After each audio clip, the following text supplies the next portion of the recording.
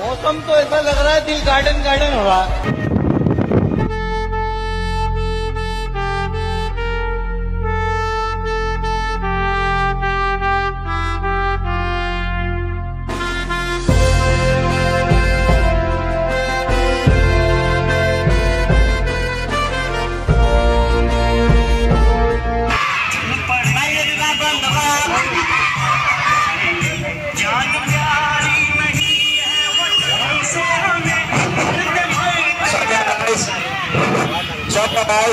আমি লাওগাঁও মধ্য ইংৰাজী বিদ্যালয়ৰ তৰফৰ পৰা আমি শিক্ষক গোট আৰু বিদ্যালয় পৰিচালনা সমিতিৰ সৌজন্যত আমি আজি 15 আগষ্টৰ লগত সংগতি ৰাখি আমাৰ স্বাধীনতা দিৱস উপলক্ষে আমি আজি শোভাযাত্ৰা আয়োজন কৰিছোঁ।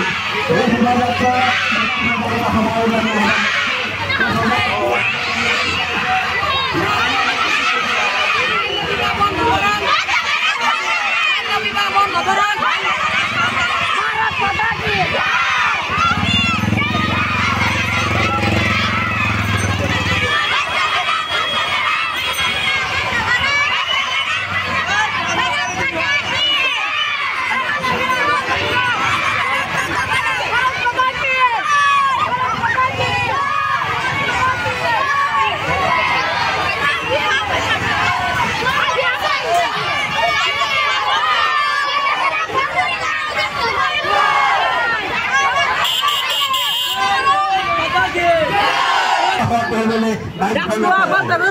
বন্ধ কৰক বন্ধ কৰক।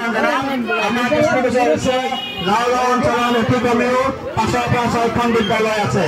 আমাৰ বিভিন্ন কণ কণ ছাত্ৰ ছাত্ৰীসকলৰ ভৱিষ্যতৰ প্ৰতি লক্ষ্য ৰাখি আপোনালোকক আহ্বান জনাম। আমাৰ ইয়াৰ যুৱচামে বিভিন্ন পদ্ধতিত বাইক চলায়, গতিকে যাতে ৰাস্তাত বিভিন্ন পদ্ধতিত যাতে বাইক চলায় আপোনালোকে তাৰ বাবে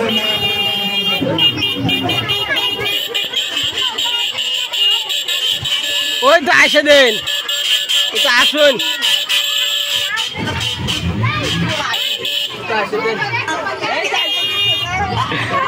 ড্ৰাগছ সেৱন কৰে আৰু এই ড্ৰাগছ সেৱন কৰাৰ ফলত আমাৰ লাওগাঁৱত যথেষ্ট স্বাস্থ্যৰ ক্ষতি হৈছে, শিক্ষাৰ ক্ষতি হৈছে। গতিকে মই ৰাইজক আহ্বান জনাম সম্পূৰ্ণভাৱে আমাৰ লাওগাঁৱৰ পৰা ড্ৰাগছ মুক্ত কৰিব লাগিব, লাগিবই ড্ৰাগছ মুক্ত কৰিব লাগিবই। আৰু আমাৰ দৃষ্টিগোচৰ হৈছে লাওগাঁৱত বাল্য বিবাহটো বৰ্তমানে চলি আছে। আমি লাওগাঁৱৰ শিক্ষক গোটৰ সৌজন্যত আমি আহ্বান জনাম যাতে লাওগাঁৱৰ 18 বছৰ নোহোৱাকৈ সকলো ছাত্ৰ ছাত্ৰীক মৌলিক অধিকাৰ সাব্যস্ত কৰক। 18 বছৰ হ'লেহে বিবাহ পাশত আবদ্ধ কৰাব। আমি যদি গম পাওঁ আমাৰ বিদ্যালয়ৰ কোনো ছাত্ৰী যদি 18 বছৰ নহওঁতে বিবাহ পাশত আবদ্ধ হৈছে, তেতিয়াহ'লে আপোনালোকে বেয়া নাপাব, আমি পুলিচৰ সহায় ল'বলৈ বাধ্য হ'ম। আপোনালোকে অৱগত কৰিছে যাতে 18 বছৰ নোহোৱাকৈ কোনো ছাত্ৰীক যাতে বিবাহ